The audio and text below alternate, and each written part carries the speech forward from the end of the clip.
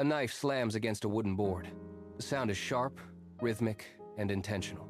It cuts through the heavy silence of a nation defined by isolation and state-mandated narratives.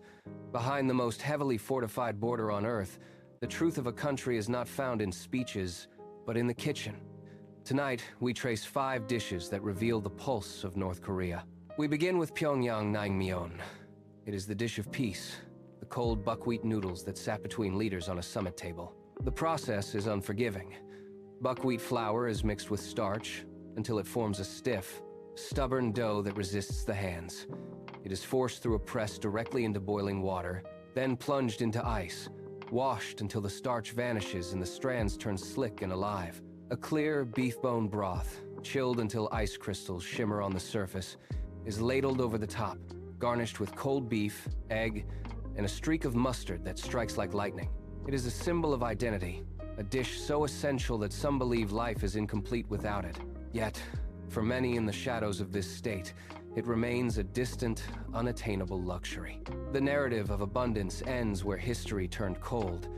We move to the reality of survival, Bibimbap. During the famine of the 90s, the arduous march, meat vanished from every table. The silence of the streets was matched only by the silence of the markets. Out of necessity, mothers ground soybeans into a thick, gritty paste. They pressed the mixture into small, dense rectangles, shaping them by hand to mimic the texture of meat.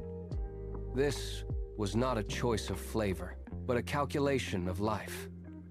These squares hit the pan with a hiss, sizzling in whatever oil could be scavenged. They turned a deep, golden brown, firming up under the heat.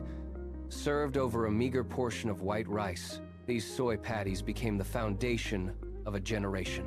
This is not nostalgia. It is the lingering echo of a desperate time. Every bite was a defiance against the hunger that threatened to erase them. The texture is chewy, the taste earthy and stubborn. It represents a period where the kitchen became a laboratory of endurance, proving that even when the state offered nothing, the people refused to let their families vanish into the shadows of the famine. Survival requires more than just ingenuity. It demands foresight. The ritual of Kimchi transforms every household into a fortress against the coming freeze. Napa cabbage is salted until the leaves sag, rinsed in cold water, and massaged with a pungent paste of red pepper, garlic, ginger, and fish sauce. Every individual leaf is coated by hand, a methodical act of devotion to the coming months. These heavy jars are then buried deep in the frozen earth, using the ground as a natural cellar to keep the contents from rotting. Failure to seal them correctly is not a minor mistake. It is a death sentence for the winter. But when plants are not enough, the search for protein turns toward the controversial. We encounter dangogi tang, the sweetmeat soup. It is a dish born of long-standing tradition, prepared to provide stamina during the sweltering heat of summer when fields demand the most labor. The meat is boiled until the fibers pull apart, then simmered in a deep basin with fermented soybean paste and fragrant perilla. While the world debates the ethics of the ingredients, the reality here is one of absolute scarcity. In a land where protein is a rare commodity, this soup provides the only sustenance available to keep the body functioning. It is not about preference.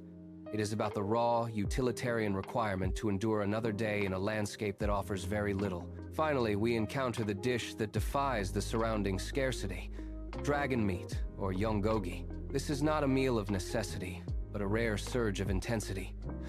The process begins with ground chicken or pork, folded into a thick, seasoned batter. It is a precise, practiced movement. The mixture is shaped into dense, circular patties and dropped into a pan of hot oil. The sound is an immediate, violent sizzle that cuts through the quiet kitchen. The edges curl and crisp, turning a deep, rich, golden brown. As the heat penetrates the center, the spices bloom, filling the air with a savory, heavy fragrance that feels alien in a land of thin gruel. For a population accustomed to sparse, repetitive meals, this is the feast. The texture is a sharp crunch that gives way to a tender, steaming interior. It is so flavorful that it earned its mythical name. Every bite is an act of reclamation. It provides a momentary, intense satisfaction that stands as a singular point of triumph. In the middle of a landscape defined by restraint, this patty is a sensory explosion. It represents the pinnacle of what can be built from almost nothing, a fleeting, golden moment of victory over the hollow ache of hunger. These 5 dishes serve as a map of a landscape hidden behind borders and propaganda. They are the artifacts of a people who have learned to build meaning out of limited resources. Yet, the existence of such meals does not mask the underlying condition of the nation. Behind the kitchen doors and the stories of ingredients lies a different, persistent reality. Today, over 40% of the 25 million people living within these borders still face the relentless shadow of food insecurity. They wake to a daily struggle for basic sustenance, waiting for a meal that must be more than just a means to survive.